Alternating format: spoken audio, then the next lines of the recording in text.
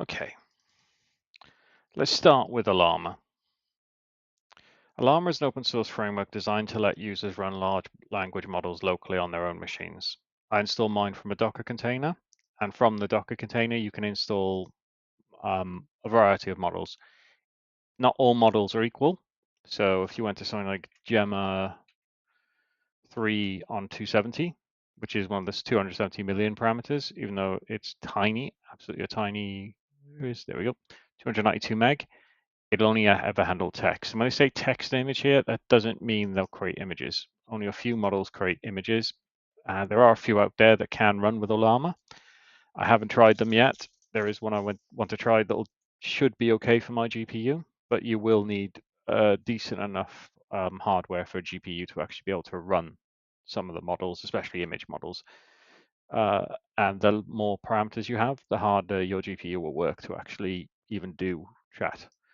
But the benefits of using Ollama are, well, you don't have to pay for tokens, even when code or like chat.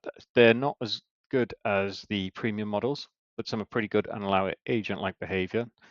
Depends also, not all allow agent-like behavior. So if you go to Llama 3.2, we should be able to see a bit more parameters. Tool use. So tool use is the primary thing to actually be an agent. And there are other kind of things, but tool use will actually allow it to be agentic in the form that you need it.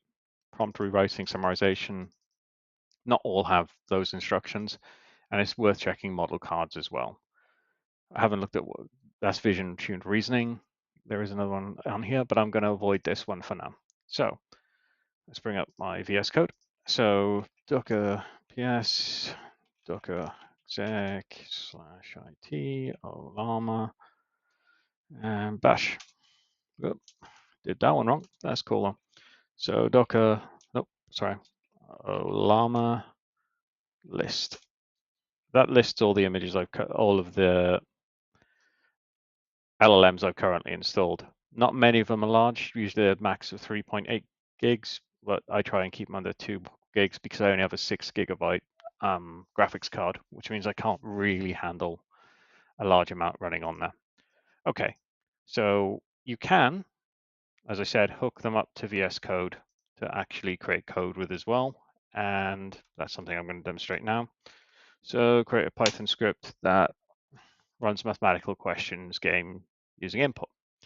Very, very simple script. I think most engineers could probably knock that up in a few hours. So here we go. And let's just copy it. Oh, it hasn't probably finished yet. Now it's finished. Okay, let's copy it. Let's place it in a folder. Let's call it main.py because I'm being lazy. There we go. Let's exit out of Ollama. And let's run Python 3 main.py. And we should get a little gain there. It's 5 divided by 9. I'm not going to get this right because it's going to be 9 divided by 5. I'll put 1 in. That'll tell me I was wrong. Good. 5 times 10, 50. Okay, let's stop playing this game. All right, there we go. So very simply, we can see that it can operate like some of the large language models using VS Code. The plugin I'm using with VS Code is VS Code Ollama. I don't know how secure it is, but it does the job I need it to do. Okay, so that's things you can do with Ollama here. But let's move now to WebUI. Let's grab a WebUI and pull a browser in. WebUI localhost. So think of this as a chat playground. Okay. So in here, I can have a normal chat like you would see with ChatGPT. WebUI allows us to have a chat window and perform a variety of orchestration and chat techniques in there to learn these tools properly. Think of it as a model playground, as I already said. Let's go into the admin settings. So how I hook this up with Ollama, I put my connections in and I set the manage Ollama connections to my local Docker host. I'm running this on Kubernetes. So in Kubernetes, I've got WebUI and a few other parts that I'll be showing a bit later. But for now, we'll just focus on WebUI for a minute. So what does this give me the benefit of? I can control the models. I can add external tools in here that can just be either MCPs or OpenAI endpoints. I haven't really tried much with MCP, but I don't recommend the OpenAI endpoint either using OpenAI, Open API, sorry, tools in here. I'll give you an example of an Open API that I put in there. So Jason, I can actually modify the Open API to be more friendly to the chat, to the model, but it generally doesn't work very well. But let's start with just what I was originally talking about using. When the chat happens, there are two types of chats you can do. There's a prompt that you put in, and there's also a system prompt above that.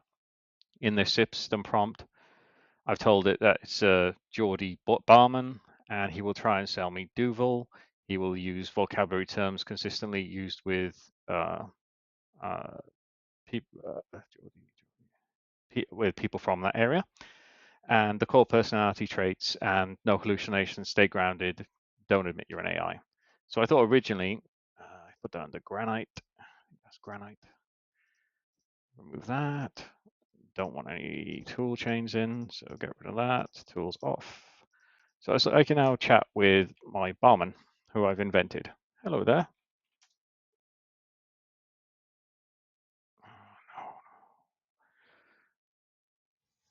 Wow, he's asking me, like, what would I like to drink? What do you recommend?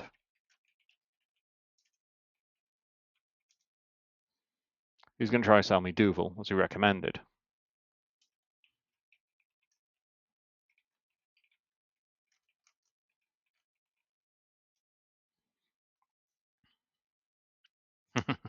So he's not happy with me being a Sunderland fan because, of course, Newcastle and Sunderland have drift. So I've added that into the LLM at that point as well.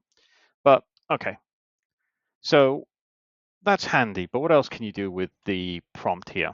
Okay, so if I go into the prompt here, remember I said I set up a connections for, wrong window, external tools, I set up a DVSA lookup. So in my DVSA lookup tool, I've created an API in Go.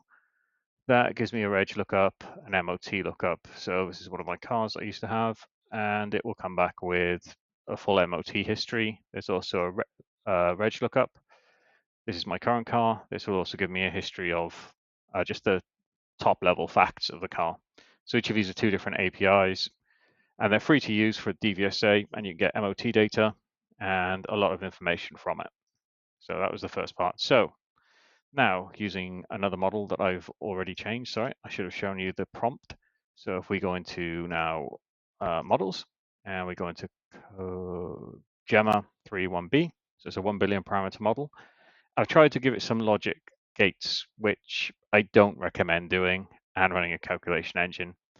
I did get this working well in one of the models, and I think it was Llama, but overall, don't put logic in a system prompt. It's not guaranteed to follow it as a direct instruction, and it generally won't work. But let's just run it anyway, so I can prove out where my failure was on this. So I'm just going to ask it to process a number plate, which is one of my older cars as well. And it comes back with JSON. I can query against the JSON, but it'll do another lookup at the same time. And this runs quite hard against my GPU as well. I can hear my fan whirring as we speak. And it gives back the details that was needed, but also it's got confused at the moment. So I'm going to, between my previous chat. Okay, so I could ask, what is the worst defect? Remember, everything in context stays in context. But I guarantee you it's going to try doing another lookup again. Offside, front, like running light not working. Was that actually in the response? Yeah, probably. I could look further down. Offside brake pad. Inspired. Yeah, I reckon that's good enough to say. And if I checked it, I would probably find it's in there.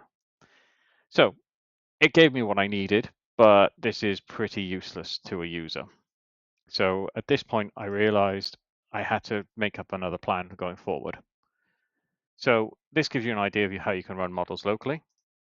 And that was the API side to this. So I've got and I'll go into more into these in the next part. Okay, thank you. Goodbye.